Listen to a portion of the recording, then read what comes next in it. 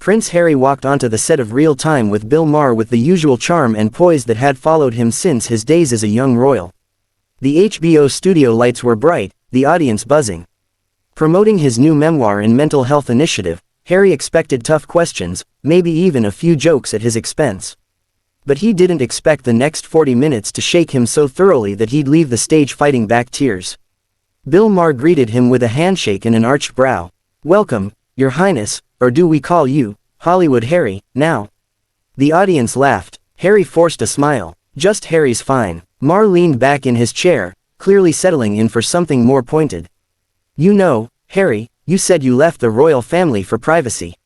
Yet you've done a Netflix series, multiple interviews, a best-selling memoir, and now this press tour. At this point, you've opened up more than a therapy group in Silver Lake." The laughter swelled. Harry chuckled weakly. "It's not about fame or exposure. It's about reclaiming our voice." Maher's eyes lit up. "Ah yes, our truth. You and Meghan love that phrase. But don't you think, our truth, is just a way of saying, we want to control the narrative, facts be damned." There were audible oohs from the crowd. Harry's smile dropped. He shifted in his seat. "We've never tried to distort anything. We're sharing our lived experience, pain, mental health, trauma." Maher held up a printout of a tabloid headline, "Harry demands apology from royal family." He tilted his head. "You say you want healing, but every move looks like a PR war. You torch your family in public, then ask why it's not peaceful behind the scenes. You can't light a match and be shocked when the house burns down." The crowd responded with more laughter. But this time, Harry didn't even pretend to smile. "This isn't about revenge, it's about survival." Maher gave a theatrical nod. "Of course, survival, while living in a Montecito mansion and signing $100 million deals. Very Hunger Games of you." The room burst out laughing again, but Harry sat still, his face tightening. "What we've endured, public pressure, media harassment, threats, it's not a joke." Maher leaned forward, sensing the shift in tone but refusing to pull back. "Sure, but lots of people suffer without the luxury of book deals and beachfront estates. You walked away from one of the most privileged positions on earth and still act like the world owes you empathy." Then he went in for the kill. Maher pulled out a blown-up photo, the infamous 2005 costume party where a young Harry wore a Nazi uniform, a scandal that had haunted him ever since. "Tell me, Harry, was this before or after your awakening?" The crowd gasped. Even Maher looked unsure if he'd gone too far. Harry stared at the image for a long beat. He didn't flinch, but something in his expression cracked. "I was 20, Harry said, voice low. "It was a horrible mistake. One I've apologized for countless times. But if your point is that I've made poor choices, yes. I have, but I've also tried to grow." Maher leaned back, perhaps expecting another practiced, media-trained deflection. Instead, Harry's voice cracked. "You know what no one seems to get," he said, eyes glassy. "That I was a kid who walked behind his mother's coffin in front of the whole world. And after that, everyone expected me to just smile and salute like it didn't tear me apart." The room went silent. Even Maher sat still, suddenly unsure of his usual bravado. "You think this is about attention?" Harry continued, blinking quickly. "This is about not ending up like her. About not letting the press crush my family like it crushed my mother." He reached for his water, hands slightly trembling. "I didn't come here to be mocked. I came to talk about real pain. About PTSD. About losing a parent in the most public, brutal way possible and being told to shut up about it." There was no applause now. No laughter. Just thick, uncomfortable silence. Maher finally exhaled and softened his tone. "That, I can't imagine. And you're right, maybe I took it too far."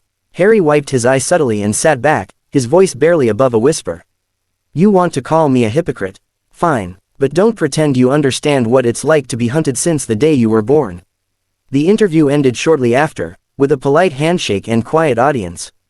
But by the next morning, clips had gone viral across social media. Some slammed Maher for being heartless.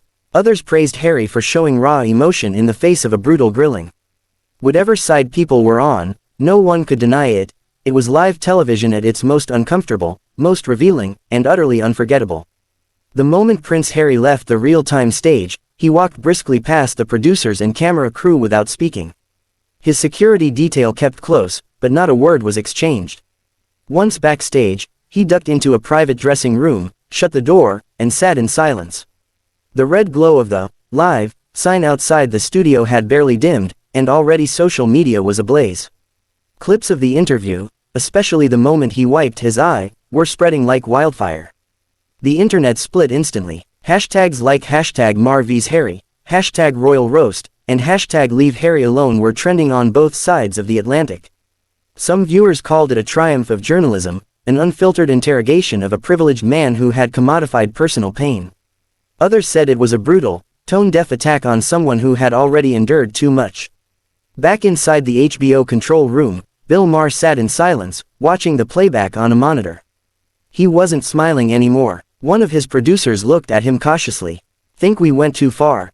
Maher didn't answer right away. "I poked the bear," he muttered. "But I didn't expect it to bleed." Meanwhile, across Los Angeles in the quiet hills of Montecito, Meghan Markle sat watching the interview alone, her hands clasped in tension. The moment Harry's voice cracked, her eyes welled up. She had warned him. She had told him not to go on that show. Maher played to a crowd that cheered cruelty. But Harry, ever eager to prove he could stand on his own, had insisted. By the time Harry returned home late that night, he was exhausted, emotionally drained. Meghan met him at the door without saying a word and wrapped her arms around him. "It's okay," she whispered. "It's over." But in the hours and days that followed, the interview became a media earthquake. Morning shows, late-night monologues, royal commentators, everyone had something to say. Some outlets replayed the footage of Harry holding back tears on a loop. Others criticized Maher for punching down, claiming the interview was less comedy, more character assassination. Piers Morgan called it a brilliant takedown of a spoiled royal.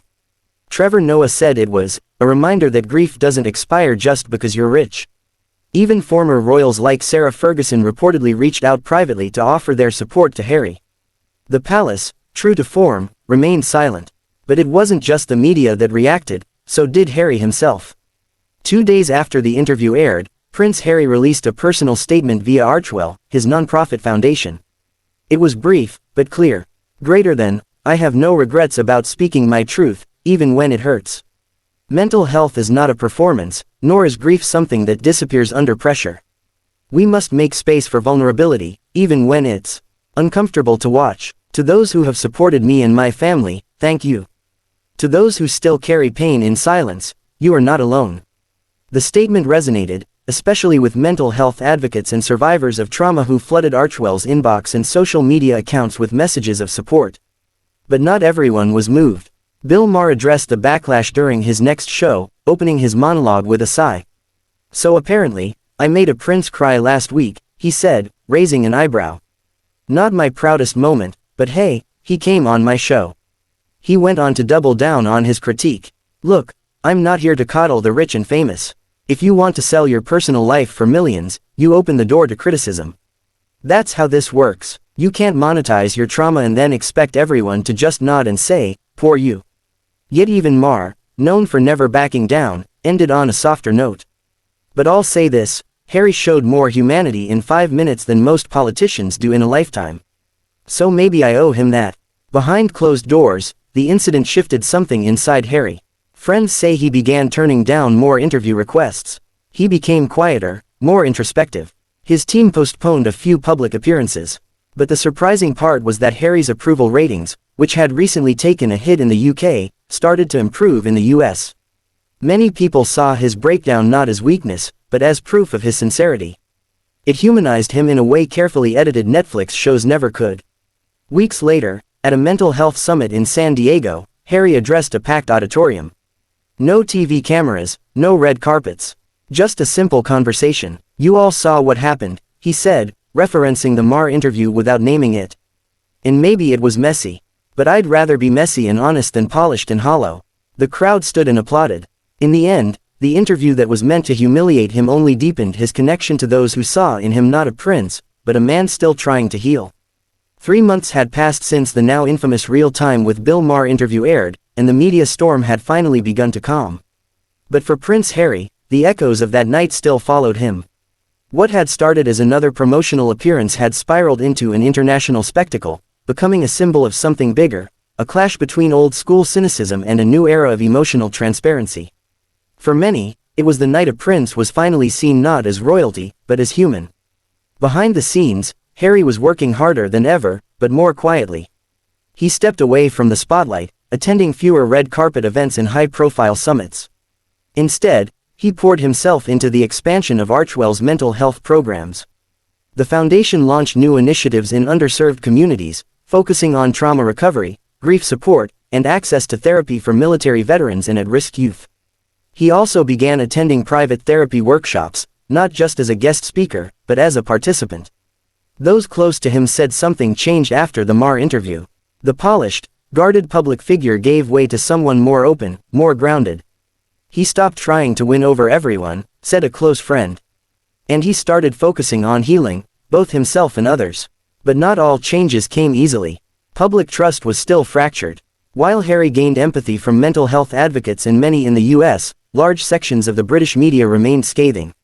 Some newspapers referred to him as Prince Pity and accused him of weaponizing trauma for attention. Yet for every criticism, there was a response from people who felt seen by him.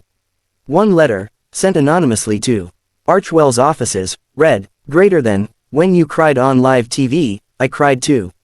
Not because I'm royal, not because I'm famous, but because I lost my mom at 14, and I've never spoken about it. Your pain gave me permission to feel mine." Harry kept that letter in his personal drawer. Months later, in October, Harry was invited to give a keynote address at a global mental health conference in Vancouver. It would be his first major public speech since the Maher interview, and many wondered if he would address it. He did. Standing on stage in a simple gray suit, no teleprompter in sight, Harry looked out over the audience and paused. "Earlier this year, I sat down for what I thought would be a challenging conversation," he began. "Instead, I found myself unexpectedly raw, and more exposed than I'd ever been before. There was a moment